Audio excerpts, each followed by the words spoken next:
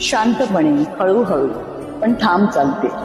स्वतःच्या सावलीशी रोज बोलते. कधी कोसळते, कधी उठते पुन्हा. मी कोणालाही न जुमानता कमाल बनते. ना आरशातली ती सुंदरता हवी, ना कोणाच्या अप्रुव्हलची गरज होती. स्वतःच्या चुकांमधून शिकते, स्वतःचाच आधार बनते.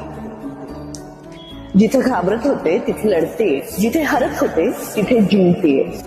गुंतागुंतीच्या विचारांमधून स्वतःला शोधते. मी गोंधळात नाही शांततेची कमाल विचार बनते.